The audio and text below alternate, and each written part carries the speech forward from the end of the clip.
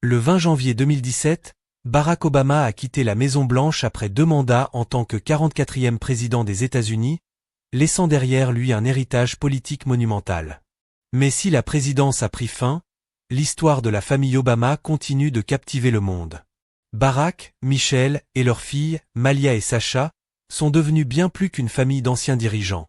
Ils sont une dynastie moderne, mêlant glamour, résilience et humanité. Pourtant, derrière les villas somptueuses, les contrats de livres millionnaires et les apparitions médiatiques, se cache une histoire profondément personnelle. Dans cette vidéo, nous plongeons dans un moment émouvant où Malia et Sasha, les anciennes premières filles, ont partagé une révélation qui a fait pleurer leur mère, Michelle Obama. Qu'ont-elles confessé? Et comment cette famille, scrutée par le monde entier, a-t-elle navigué entre gloire, défis et amour? Restez avec nous pour découvrir une saga familiale où les triomphes côtoient les luttes, et où l'amour parental transcende les projecteurs. La vie après la Maison-Blanche, une ascension spectaculaire. Lorsque Barack Obama a quitté la présidence en 2017, il n'a pas simplement tourné la page. Il a ouvert un nouveau chapitre pour sa famille, marqué par une liberté retrouvée et une richesse impressionnante. En 2008, au début de sa présidence, la famille Obama disposait d'une fortune estimée à 1,3 million de dollars.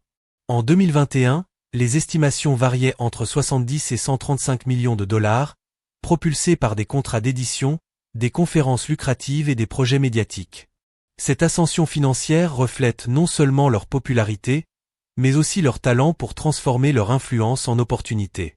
Les mémoires, une mine d'or littéraire. Le succès littéraire des Obama est au cœur de cette transformation. En novembre 2020, Barack publie à Promised Land, une terre promise, la première partie de ses mémoires présidentielles. Le livre s'écoule à 1,7 million d'exemplaires en une semaine, rivalisant avec les ventes des mémoires de Bill Clinton et George W. Bush. Avec ses livres précédents, comme Dream from My Father et The Audacity of Hope, Barack avait déjà amassé plus de 15 millions de dollars. Mais Michelle n'est pas en reste. Son livre Becoming, Devenir, publié en 2018, s'est vendu à plus de 10 millions d'exemplaires, devenant un des best-sellers les plus marquants de l'histoire. Ce succès a valu à Michelle une tournée mondiale de 30 villes, avec des billets atteignant 3 000 $ pour son lancement au Barclays Center de Brooklyn. Les Obama ont signé un contrat de 60 millions de dollars avec Penguin Random House pour leurs mémoires respectifs, une somme colossale qui souligne leur pouvoir narratif. Michelle, avec son charisme naturel, a transformé Becoming en un phénomène culturel. Interviewée par Oprah Winfrey, Sarah Jessica Parker et Reese Witherspoon, elle a captivé des audiences mondiales. La tournée, accompagnée de 25 articles de merchandising, a renforcé son statut d'icône. Barack, taquin, a plaisanté lors d'un discours en 2018 à la Fondation Nelson Mandela. « J'ai été surpris d'apprendre que j'avais tant d'argent. Michelle m'a dit que les ventes de son livre pourraient m'acheter une nouvelle paire de chaussures. » Cette légèreté cache une vérité. Les Obama ont su monétiser leur histoire tout en restant fidèles à leurs valeurs, en reversant 10% de leurs bénéfices à des œuvres caritatives. High Ground, une empreinte médiatique. En 2018, les Obama signent un contrat de 50 millions de dollars avec Netflix via leur société de production, High Ground Productions. Ce partenariat a donné naissance à des projets variés. Des séries, des films et des documentaires, dont Becoming, un documentaire inspiré des mémoires de Michelle, sorti en 2020. High Ground ne se contente pas de divertir, il amplifie des voix sous-représentées et promeut des récits inspirants. Parmi leurs productions, American Factory a remporté un Oscar en 2020, prouvant leur influence dans l'industrie cinématographique. Nous croyons au pouvoir de la narration, a déclaré Michelle lors de l'annonce du partenariat. Cette vision guide leur projet, qui mêle impact social et ambition artistique. Conférences et style, un équilibre entre luxe et accessibilité. Comme d'autres anciens présidents, Barack et Michelle ont capitalisé sur des conférences lucratives. Barack facture en moyenne 400 000 $ par discours, tandis que Michelle demande environ 225 000 $. En 2017, 3 apparitions devant des firmes de Wall Street ont rapporté à Barack 1,2 million de dollars, suscitant des critiques de ceux qui voyaient une contradiction avec son discours anti-inégalité durant sa présidence. Pourtant, ces revenus reflètent leur statut de figure mondiale. Michelle, souvent qualifiée d'icône de mode, a brillé sur 3 couvertures de Vogue, mêlant tenues abordables accessibles à la classe moyenne américaine à des pièces de luxe. Barack, fidèle à son style minimaliste, porte souvent le même costume en public, mais s'offre des accessoires comme une Rolex Cellini à 15 000 $, tout en privilégiant une montre de fitness à 150 $ au quotidien. Leur style de vie, entre villas somptueuses à Martha's Vineyard et vacances exotiques, contraste avec leur image relatable. Ils incarnent un équilibre rare, des icônes accessibles, mais ancrées dans le luxe. Cette dualité fascine, faisant des Obama une famille à la fois admirée. L'amour des Obama, une histoire de résilience. Au-delà des chiffres et des projecteurs, l'histoire des Obama est avant tout celle d'un couple uni par l'amour et les épreuves. Barack et Michelle se sont rencontrés en 1989 à Chicago, dans un cabinet d'avocats où Michelle était le mentor de Barack, alors stagiaire. Leur mariage en 1992 a marqué le début d'une aventure marquée par des contrastes. Barack, fils d'une mère blanche et d'un père kényan, et Michelle, issue d'une famille afro-américaine du South Side de Chicago, ont dû naviguer leurs différences culturelles. Ma femme est plus intelligente que moi, et parfois plus agaçante, plaisantait Barack à l'époque. Mais ces différences ont forgé une relation solide, bien que tumultueuse par moments. Les défis du mariage. Les premières années de leur mariage furent marquées par des tensions. Barack, sénateur de l'Illinois, était souvent absent, laissant Michelle jongler entre son rôle de mère, son emploi d'avocate et la gestion du foyer. Elle se plaignait de ses habitudes désordonnées, vêtements éparpillés, refus d'aider aux tâches ménagères et de son tabagisme, qui emplissait leur maison d'une odeur de cigarette. « Pourquoi me demandes-tu de faire la vaisselle alors que j'essaie de changer le monde ?» répondait Barack, selon des amis. Michelle, ambitieuse et brillante, se sentait parfois reléguée au second plan, frustrée par les absences de son mari et son choix d'une carrière politique incertaine. « Tu ne penses qu'à toi », lui lança-t-elle un jour. « Je n'imaginais pas devoir m'occuper de toute la famille seule. » En 1998, la naissance de Malia, suivie de celle de Sacha en 2001, intensifia ses tensions. Barack, accaparé par ses ambitions, manquait souvent à l'appel. À un moment, après 8 ans de mariage, le couple envisagea le divorce. Le tournant vint en septembre 2001, lorsque Sacha, âgé de 3 mois, fut hospitalisé pour une méningite. Pendant 72 heures, Barack et Michelle veillèrent à son chevet, confrontés à la peur de perdre leur fille. « Mon monde s'est réduit aux 4 murs de cette chambre d'hôpital », raconta Barack. Cet épisode les rapprocha, les forçant à réévaluer leurs priorités. Michelle posa un ultimatum, Barack devait s'investir davantage dans la famille.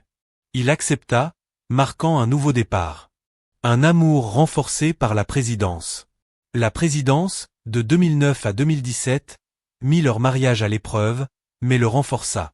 Quitter la Maison-Blanche fut, selon Barack, bénéfique, passer plus de temps avec Michelle a amélioré notre mariage. Lors de son discours d'adieu en janvier 2017, il rendit un hommage émouvant à Michelle. « Depuis 25 ans, tu es ma femme, la mère de mes enfants, ma meilleure amie. Tu as fait de la Maison-Blanche un lieu pour tous, avec grâce, courage et humour. Tu m'as rendu fier, et tu as rendu ce pays fier. » Michelle, de son côté, plaisanta sur leurs 30 ans de mariage. « J'ai supporté Barack pendant 10 ans quand les filles étaient jeunes, mais les 20 années suivantes ont été formidables. J'accepte ce compromis. » Leur amour, forgé dans l'adversité, repose sur une honnêteté brute. Barack reconnaît les défauts que Michelle lui pardonne. « Elle me dit que j'étais un bon père, et si elle peut passer outre mes faiblesses, je suis chanceux. » Leur capacité à rire d'eux-mêmes et à rester ancrés a fait d'eux un modèle de couple, même sous les projecteurs. Malia et Sacha grandirent sous les projecteurs. Malia, née en 1998, et Sacha, né en 2001, ont grandi dans un monde où chaque pas était scruté. À leur arrivée à la Maison-Blanche en 2009, Malia avait 10 ans et Sacha 7 ans. Vivre dans une résidence de 55 000 pieds carrés, symbole du pouvoir américain, était à la fois un privilège et un fardeau. Les filles ont fréquenté la prestigieuse Sidwell Friends School à Washington, où elles côtoyaient les enfants de l'élite politique.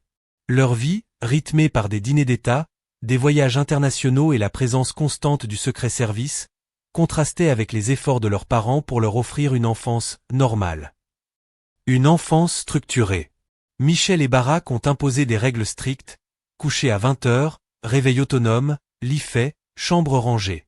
La télévision était limitée, bien que la chaîne Discovery soit autorisée. Nous voulions qu'elles oublient que leur père était président, expliqua Barack. Il lisait les 7 livres de Harry Potter à Malia, entraînait l'équipe de basket-ball de Sacha, et partageait des petits déjeuners quotidiens avec elle.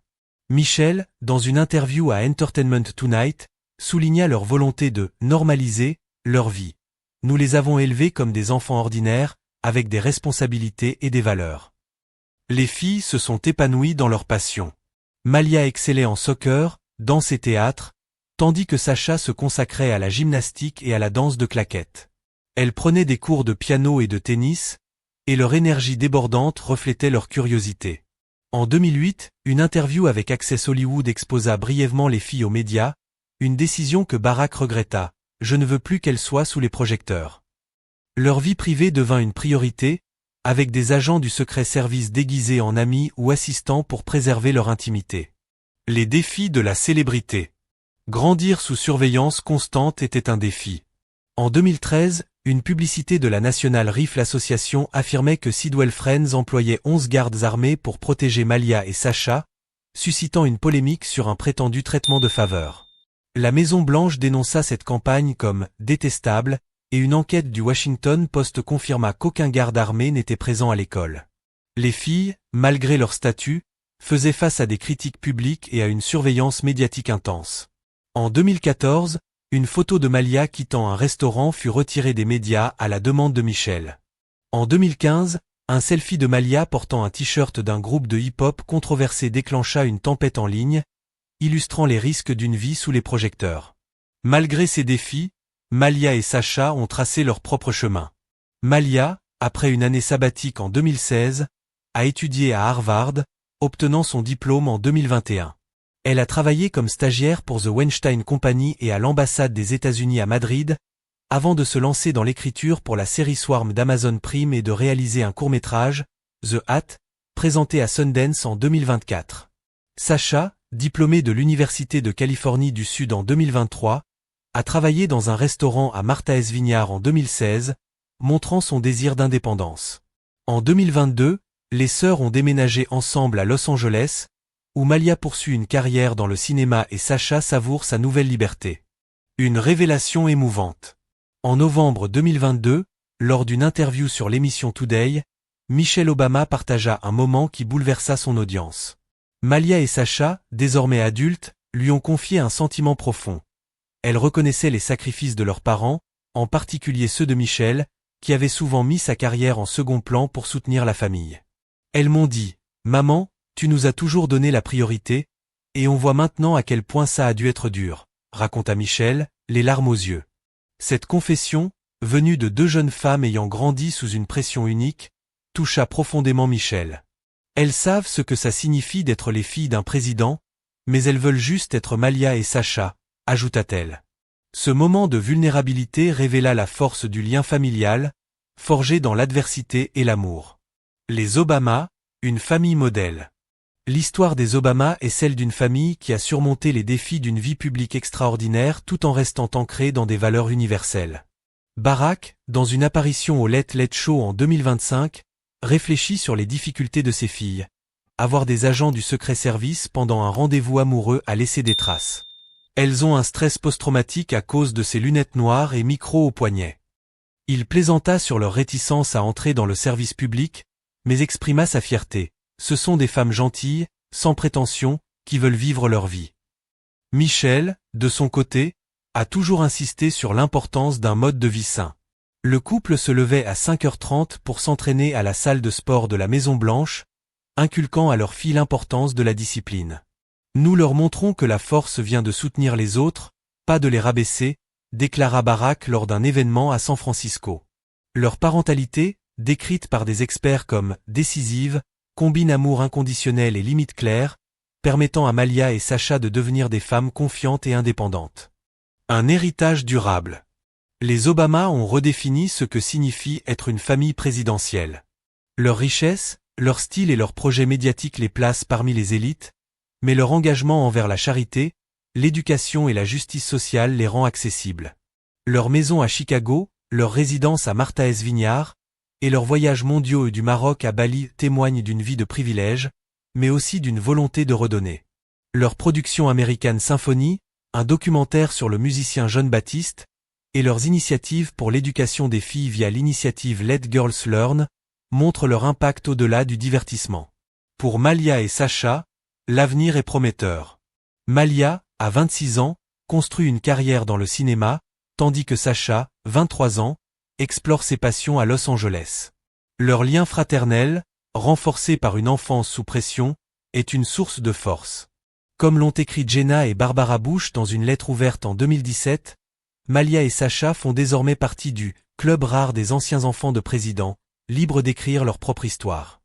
Une leçon d'amour et de résilience. L'histoire des Obama est plus qu'une success story financière ou médiatique. C'est une ode à l'amour, à la famille et à la résilience. La confession de Malia et Sacha, reconnaissant les sacrifices de leur mère, nous rappelle que derrière les titres et les projecteurs, il y a des liens humains profonds. Barack et Michelle ont élevé deux femmes extraordinaires dans un monde qui ne pardonne pas, prouvant que la force d'une famille peut surmonter n'importe quelle tempête. Que pensez-vous de leur parcours? Quelles leçons tirez-vous de leur histoire? Partagez vos réflexions dans les commentaires, likez et abonnez-vous pour plus d'histoires inspirantes. Merci de nous avoir rejoints, et à bientôt pour une nouvelle plongée dans les vies qui façonnent notre monde.